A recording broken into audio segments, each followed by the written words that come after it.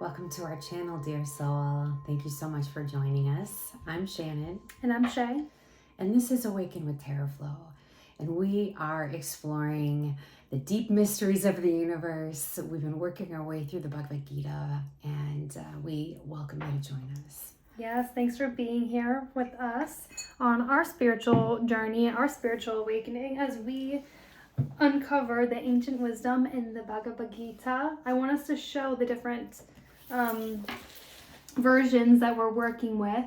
So we have the Bhagavad Gita as it is by His Divine Grace A.C. Bhaktivedanta Swami Prabhupada. And then we have the Bhagavad Gita by Eknath Easwaran, translated by him. And then this is the Bhagavad Gita by Franklin Edgerton, who was like a scholar back in the early 1900s that did a literal translation of the Gita. And actually, the first time I heard the Gita, I was scrolling through YouTube about 3 a.m. and it was suggested to me by the YouTube algorithm, which is weird. Like, thank you, YouTube, right? Like, and I was like, what's this? And as soon as I heard it, it was like a golden light just like entered my life. It's like my crown opened and this like amazing, beautiful, divine song entered my life. And every single moment since has been just me trying to digest it. Trying to basically figure out what does this mean in my life. So part of our channel is us just reading the Gita, talking about it. What does this mean for us? How do we change and how have we changed our life and what we're doing based on what we're reading, based on what we're finding out. So we just welcome you to join us. And we thank anyone who has been commenting on our videos. Thank you so much for that. It's really great for us to be in a conversation because that's what it feels like. Like we are in a conversation, but it's so much more interesting when you get people into the conversation. First of all, maybe have a little bit more context for us of this than us, but secondly, just to expand what we're saying here. Because to me, aren't we all trying to figure out how to live and be happy and be peaceful? And maybe some of us are trying to spiritually awaken and enlighten ourselves. So I'll take whatever tool the universe wants to give me. I'm grateful for it. Mm-hmm. There are no coincidences. We don't believe in coincidences here. Everything is divine reason. And we created this channel so that we could talk within community. So all the comments, all the love is so appreciated. We read everything when we take it in and we consider it all. So thank you so much for being here with us. And I am so ready to begin. First time I read the Gita was at my 300-hour yoga teacher training, and I was running circles in the room just because of how much wisdom is here, and how it can be applied to our daily life is another reason why we started this. How can we translate these words and make them fit into our modern day life, because this is something that was written thousands of years ago, and it still applies to right now. This is really a universal, and time isn't real. And this reminds us that, because this may have been written 1,000 years ago, but you can still apply it to your everyday life right now in 2023. I think 4,000 years ago it was written down. Yeah. I believe so. I think so. I believe so. It's also been blowing my mind in so many different ways. And we've been working our way through chapter 3. If you want to go back and watch our first couple episodes, thank you for your patience with us if you still are watching, because we had kind of a 6-month break there where we were trying to really integrate the knowledge and like all of this stuff was happening. Is it no mistake that our lives went a little bit nuts after we found the Gita and like all these things started to happen, where it's almost like it opened a new level? Mm-hmm. Yeah, it's like we entered a new level in the game or whatever. So here we are in chapter 3, perfectly about to talk about action, taking action. We've been discussing karma yoga, and what does that even mean? And what does Krishna mean when he says, I need to take action, but not for the fruit? What is this? How does this align with what we've been talking about as far as the law of attraction and how manifestation works? And if you are anyone who follows any of that manifestation type stuff or language or the idea of law of attraction, then you know that you've been told you're supposed to put it out there in the universe and just let it go and let it be and detach, have no expectation. And when I first started to read this same language in the Gita, I was like, holy, like, original law of attraction here that seems exactly like what we're about to talk about. So I really want to get into this because this is not how we normally think about how we get things done and who we are and how to accomplish something in life. Usually it's like, I'm going to do a thing and this is what I want and this is what I'm trying to get after. Mm-hmm. So how do we accomplish the things we're supposed to do in life and still just do it in a detached way where we're just like letting go and letting the universe actually take over? And even before we get in, I just want to say that both of us have this same like-minded goal of becoming just divine channels, and I think a big part of that is this wisdom that Krishna is teaching us in this book, and I think that's why this is so important to us, because it really does teach you how to become your own divine channel and to work and live in the world through your unique Dharma without attachment to worldly possessions or comparison to others.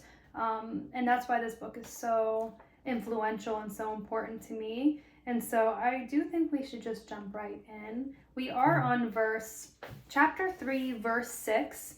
Like my mom said, you can go back to our other videos where we read the first 6 verses of chapter 3, and we also have videos from chapter 2 and chapter 1 as well. So I'm going to read out of this version, chapter 3, verse 6. Those who abstain from action while allowing the mind to dwell on sensual pleasure cannot be called sincere spiritual aspirants. So that was this version. Would you mind reading out of that version too? Yeah. Restraining the action senses. Who sits pondering with his thought organ? I love that. Your brain. Seriously. On the objects of sense. Let me just start over because I interrupted that flow. Restraining the action senses, who sits pondering with his thought organ on the objects of sense with deluded soul. He is called a hypocrite. Now I'm going to read the Bhagavad Gita as is. Same verse, different translation. One who restrains the senses of action, but whose mind dwells on sense objects, certainly deludes himself and is called a pretender. And I want to read some of this purport, which is like the explanation below this. It says, there are many pretenders who refuse to work in Krishna consciousness, but make a show of meditation, while actually dwelling within the mind upon sense enjoyment. Such pretenders may also speak on dry philosophy in order to bluff sophisticated followers. But according to this verse, these are great cheaters. For sense enjoyment, one can act in any capacity of the social order, but if one follows the rules and regulations of his particular status, he can make gradual progress in purifying his existence. But he who makes a show of being a yogi, while actually searching for the objects of sense gratification, must be called the greatest cheater, even though he sometimes speaks of philosophy. His knowledge has no value because the effects of such a sinful man's knowledge are taken away by the illusionary energy of the Lord. Such a pretender's mind is always impure, and therefore his show of yogic meditation has no value whatsoever. Wow. So we talked a bit about this in last episode about how it doesn't matter what you do when people are around, it matters what you're doing when you're alone. And I think that this is a great kind of explanation of that. You know, I certainly know people in this capacity, right? I have experienced things with people who are claimed to be spiritual aspirants, and yet their actions in the world do not align with that. And so this is just so interesting. Yeah. When you think about it like that. Like the universe sees everything. It doesn't, this is like goes to the heart of intent. Yeah. And I think that's this right here. Yes, we see appropriation of ideas all over the place, of all different places, from all different places and religions and all of that. But this is really talking about the person who just has the show of it, but their inner person is not who they say they are. And I also have known people like that. And I feel like I've been like that at certain times in my life where the outer aspect of what's happening, maybe I'm more focused on than the inner transformation. But I mean, the one thing I have taken out of that is that As I go about my life trying to be a more enlightened being, a more aware being, I'm so much more aware of the intent and I guess, the effect of my actions, and how this is so true because it plays out in either a way where my superficiality is shown to me and reflected back to me, and that's what I get back because that's what I'm putting out in the world, or my genuine authenticity is reflected back to me.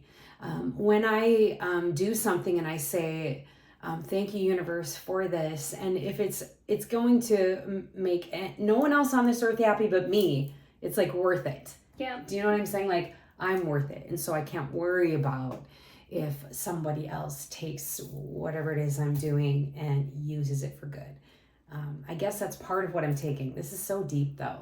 This is so it's deep. so deep. And when I connect this to the law of attraction, I think we were talking earlier about how we can want one thing, but if we're thinking about something different, you will never, like, your desire and how you're actually thinking, if they aren't lined up, you'll never get where you're wanting to go. So, like, for example, I want to be a self-employed millionaire, okay? But yet I'm so focused on the job that I have right now and climbing the ladder where I'm at right now. Well, I can't do both of those things at the same time. And to me, when he's saying in here about, it's really like bringing your actions together with your thoughts, that's going to allow you to live that life of authenticity. Yeah. And so you can even be a pretender in your own thoughts. Yes. And you can tell yourself, you can justify your actions. That's where we go to this whole idea of like, I can be happy when fill in the blank. It's like when this, fill in the blank thing happens, then I will be, fulfilled or happy or peaceful or whatever. And we tell ourselves that that's an outside thing that has to occur. But actually, it's really inner.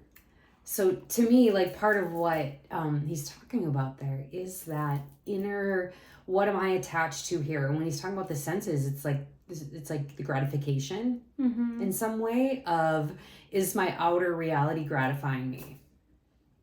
And if it is, then sometimes it's easy to be gratified. I don't know how else to say it, right? Like, I can focus on that. It's easy to focus on that. I'm getting attention. I'm getting affection. I'm getting something that I want. But if I'm doing it for the purpose of what? Just that? Just the gratification versus like the larger reason of what? Transforming my soul or spreading light. And or of union, right? That's what union. yoga is to yoga is to unify. And so to be a yogi means that you are following this path of union. And to me, a big part of that is uniting like what your actions are to your inner being.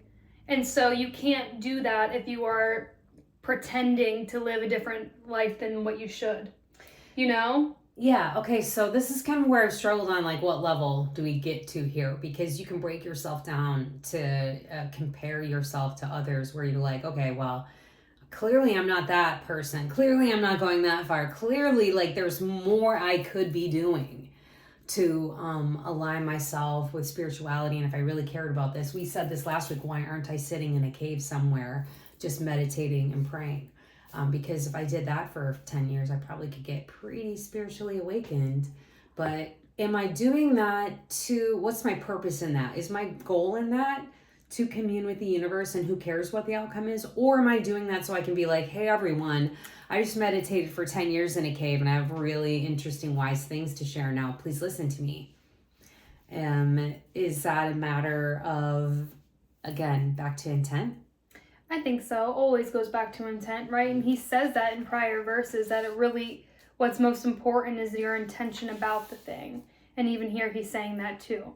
You can meditate, but what is your purpose of meditating? You can be a yogi and know the philosophy and speak on the philosophy, but what is your intent behind speaking of the philosophy? And I think that we can think about that on an everyday level of what is your intent with your thoughts as you move through the world. Yeah, truly. And really paying attention to that. And that it should be what? Because Krishna talks about the different ways to enlightenment, one of them being to focus all of your thoughts and your intent on him. So what does that mean? What does that really mean? Well, let's continue. Yeah, let's continue. Text 7, this is out of the Gita as it is.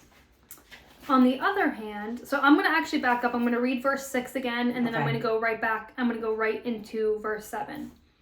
So, one who restrains the senses of action, but whose mind dwells on sense objects, certainly deludes himself and is called a pretender. Text 7 now.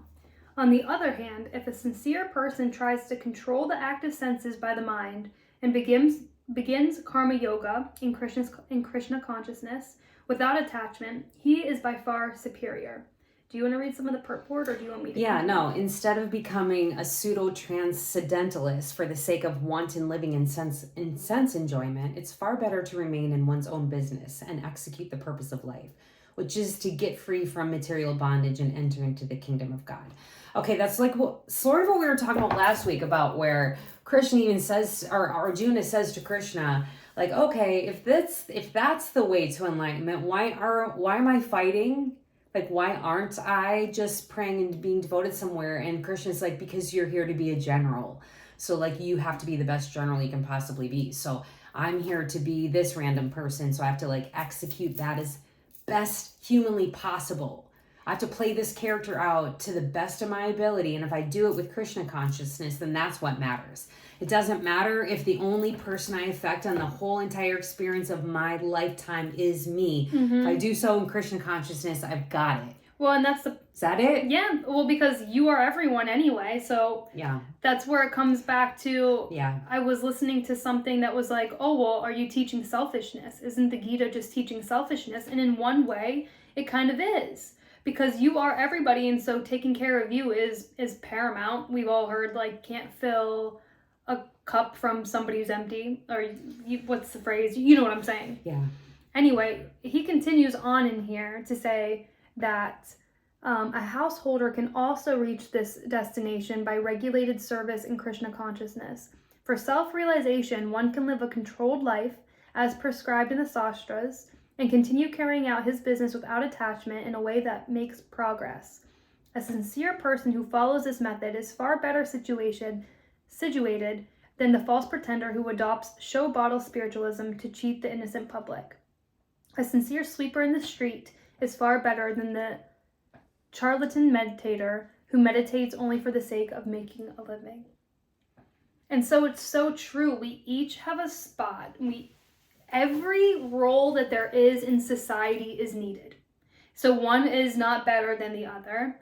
And if you just move through wherever you are in a way that is connected to Krishna consciousness, which is connected to transcendentalism, which is that you see you in everything and you see God in everything and you see love in everything, then that's all you have to do. And that seems easy, but it's also hard, right?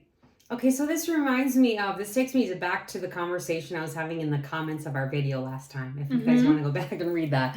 Because what if I'm here to be the best atheist possible? What if I'm here to deny all this to the best of my ability and say none of this is all made up, and like, what if that's my role and I'm supposed to execute that to the best of my ability, and I could unknowingly be performing karmic yoga without even knowing? If I just like am my most authentic self, and maybe I'm here to question so that those who are questioned have to answer or have to think through it.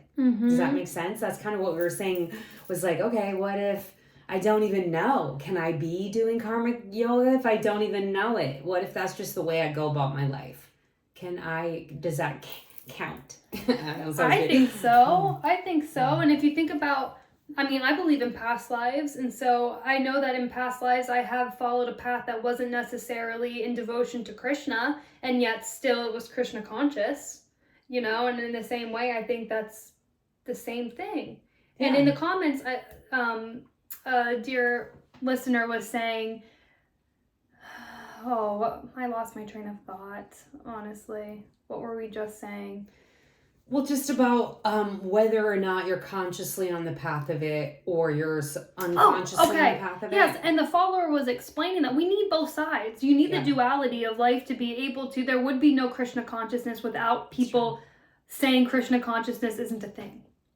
Yeah. And so we have to remember that we came into this world of duality for a reason, right? And so that's interesting to dwell upon, is can we move in a way that's unconsciously Krishna conscious, even though it's not in our awareness as Krishna conscious? Okay, well, if I'm taking the message, what he's saying is it's better for us if that's what we have versus I'm the pretender.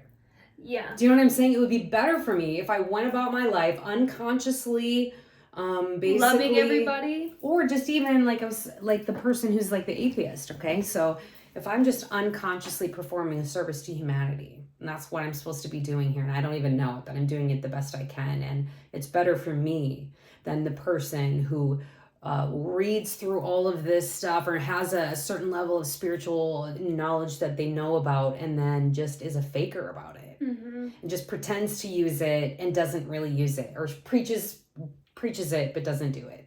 How many people do we know that do not practice what they preach? Yeah. Like a lot. So that's the person that I might as well be the atheist and never even utter the word Krishna or think about it or think about God my whole life. I'm better off than if I'm just faking it. Or I'm doing it for fame or money or recognition or anything other than the divine purpose. Yeah. But what if that's my divine purpose? And that's where I start to spin. Yes, what if that's my divine purpose? I was just about to say, this is where I can kind of get hung up about, because it's like, okay, well, the people who aren't pretenders, who are meditating, well, they deserve and need money too, right? And so you can be somebody who's Krishna conscious and not be a pretender and still like do it for the money, or no? I mean, I think so. That's where like abundance mindset comes in. And can you have abundance? Is the abundance beside the point? Kind of. Do you know what I'm saying? Like in the sense of like what you do and your intent matters. So you got to live and you got to eat, and everybody gets that. And like even Krishna talks about like you can't do nothing. Everybody has to do something. Even if you're trying to do nothing, you're doing something, right? So like you have to work for your human body while you're here. So how I go about that obviously matters, but as long as I'm doing it to the best of me and my ability, then I'm farther along than, I don't know what I'm trying to say. Like it says it in the next go. Yeah, it says it. Okay, so now we are chapter 3, text 8. Perform your prescribed duty, for doing so is better than not working. One cannot even maintain one's physical body without work. And so the purport is going to break it down for us like so beautifully. So I'm going to read the entire thing because it's so good. And actually I want to read text 8 out of this other version just so that we can get... So this is in Eknorth Eoswaran's version. Fulfill all your duties. Action is better than inaction. Even to maintain your body, Arjuna, you are obliged to act. And so the purport says... There are many pseudo-meditators who misrepresent themselves as being great professional men of high parentage and who falsely pose that they have sacrificed everything for the sake of advancement in spiritual life. If you ever want to say something, please interject, but I'm going to keep reading. Lord Krishna did not want Arjuna to become a pretender. Rather, the Lord desired that Arjuna perform his prescribed duties as set forth by a word I cannot say, that I'm going to look that up. Yeah. I don't know what this means, but we'll come back to that. Arjuna was a householder and a military general, and therefore it was better for him to remain as such and perform his religious duties as prescribed for the householder.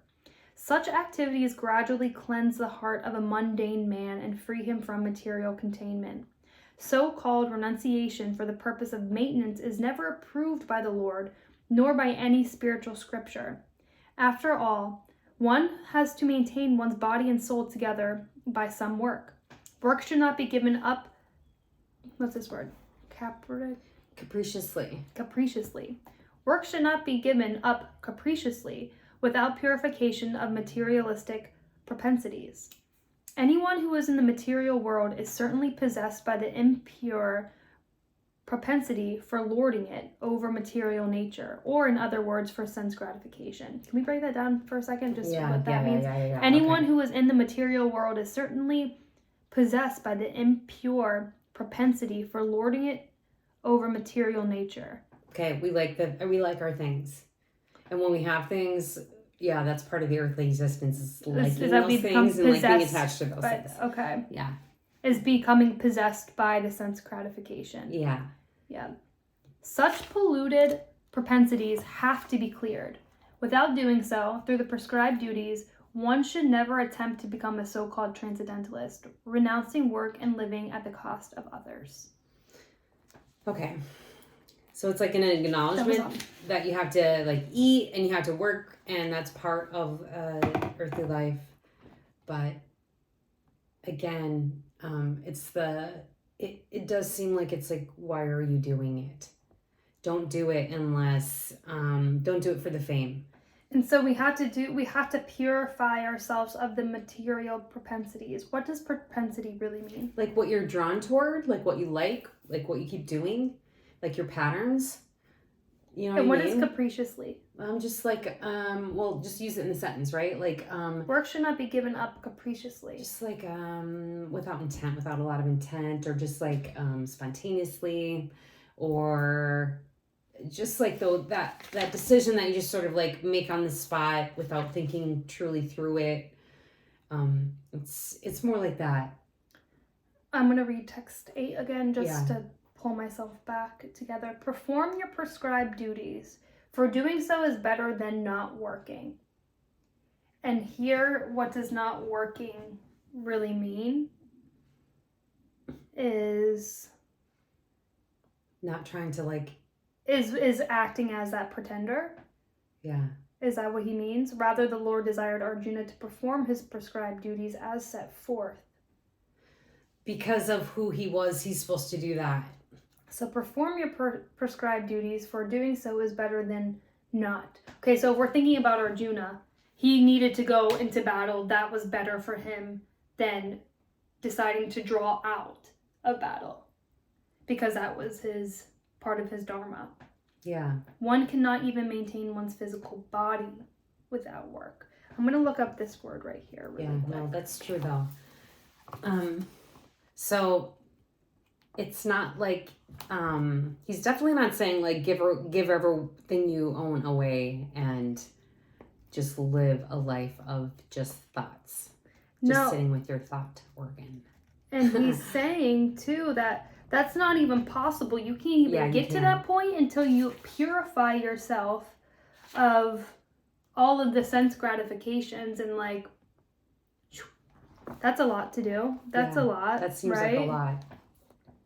That seems like a lot. To not want anything, not desire anything, have no desire.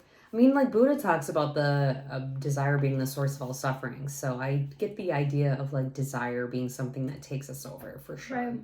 That definitely happens to us. So I do think that's a little bit of a warning against that, allowing your senses to overtake your brain. We definitely do that as humans. For sure we do. I can't find I'm going to have to Google what this word means when we're finished here. Well, I think it's talking about it's just talking about the scriptures. I think essentially, so. Yeah. Right? Yeah. Like Kshatriya. Yeah. It's in Sanskrit, so I know that I'm probably not saying that right, but right. But he's saying like your prescribed duties as set forward in your whatever your role is that you're supposed to be fulfilling. Yeah. Yeah. So here's our role to be what's our role on earth right now, and what are we supposed to be the best of ourselves at? I guess is the question here that we have to ask ourselves. Mm-hmm. Yeah. And how does Krishna consciousness play out in our life when we are truly trying to follow this path in some way because it feels right? Now, that's where it's crazy because we struggle. We're clearly like struggling through this. We have my mind is right. So it's like obviously people have spent their whole lifetime working through this, so we forgive ourselves for that. But absolutely. And I'm just thinking about like all the different things that you can do to help purify yourself, right? Like Ayurveda and feng shui, or like these ways that you can bring in, these things that you can bring into your physical life that can help purify you. And so I'm thinking of like, how can you be a spiritual aspirant if, I don't know, if like your closet is full of like exploding things, you know, like your closet is like overfilling with who even knows what. Right. You know? Your subconscious closet. Yeah. Because right? and everything is a reflection. Yeah. Yes. To me, this is almost like, to perform your prescribed duties is like, there's like so many layers to that, right? To get to, it's like peeling back of an onion. Yeah. That you could go and you could apply that to like literally every aspect of your life. Whether it's like how you're feeding yourself, what your home, how you're tending to your home, how you are interacting with others, your relationship with every person, place, or thing in your life, your thoughts, all of it. Yeah, all of it. I wanna know what people think about what does that mean by like your prescribed duties. What's your perception of what is meant by that, and how are you interpreting that in your life? And so like I'm even thinking like I came into this world as a sister, as a daughter, as okay, yeah. And so are those part of my prescribed duties? Feels like it. And so how do I perform those duties to the best of my ability? Yeah, whatever that means for you personally. Yeah, I that's kind of the heart of it. I just want to ponder that. That's why I haven't made it past this section of the Gita, to be honest, because I'm trying to ask myself, at what places in my life am I the hypocrite? Mm-hmm. You know, if you're really going to be super sensitive to your vibration and what you're doing and every action you're taking, it's like that idea of how a lie is a vibration within your body, and you can tell yourself you're not lying and you can justify the lie, but it's a lie. Mm-hmm. Right? Even if it's a stupid white lie that you tell for no reason or whatever, it's that. So are we trying to get our lives to the point where we can't even tolerate that? We couldn't, because it's so off path that it just feels wrong. So part of what I think I'm trying to do is like ease my way into the energy of the Gita and like, what does it even mean? And like there's so much wisdom within each text. That's why we keep like, you could have a conversation about one of these lines for a lifetime, I feel like, and really apply it to every aspect of your life. It's just so good. It's so mind bending. It has me thinking like so much about, it really is just a way of contemplation. Like every chapter, every verse is something to contemplate and to think about how you are moving through your life. Yeah. It's just so interesting. So interesting. Do you want to read text 9? Because I just feel like the further we get along, like the more answers that are going to be uncovered. Yeah, because we know that, you know, we both read through the Gita in full before, and it's like each verse still comes with new eyes, and I'm like still so mind blown by each verse. It's for sure work done as a sacrifice for Vishnu has to be performed. Otherwise, work causes bondage in this material world. Therefore, O son of Kunti, perform your prescribed duties for his satisfaction, and in that way you will always remain free from bondage. So to me, it's like the same thing we're talking about. Like, what does that even mean? Like, how do I work for this satisfaction of Vishnu, and what does that really mean in my life? And how am I supposed to do my prescribed duties?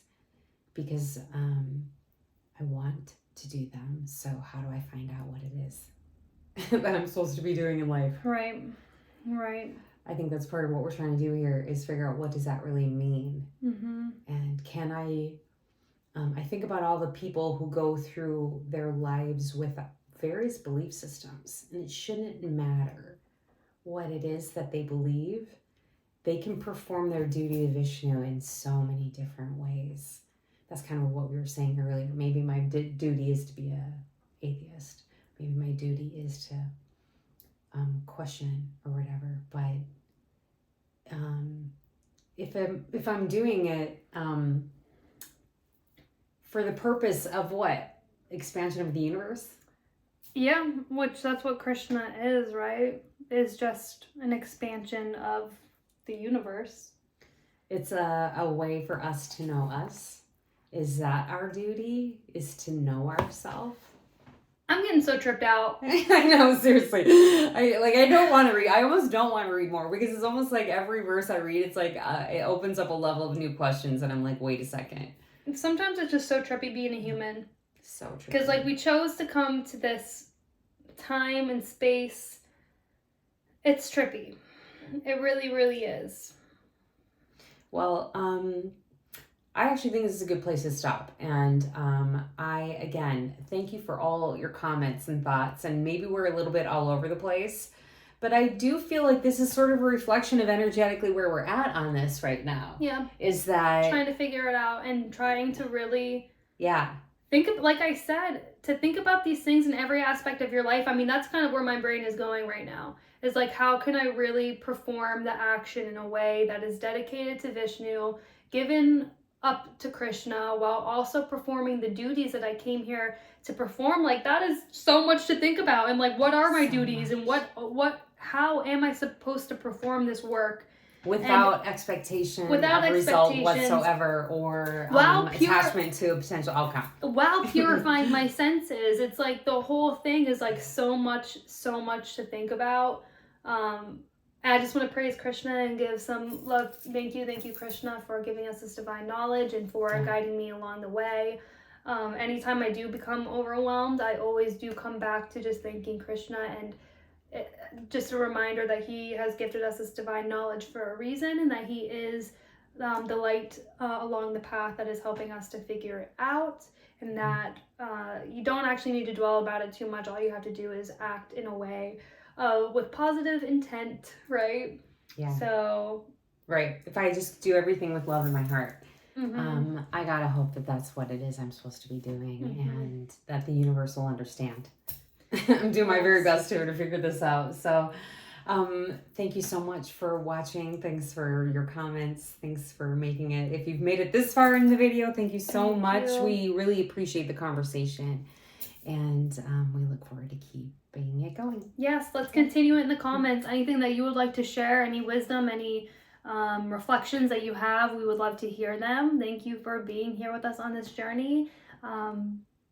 Thank you, and we will see you next week. Bye. Hare Krishna.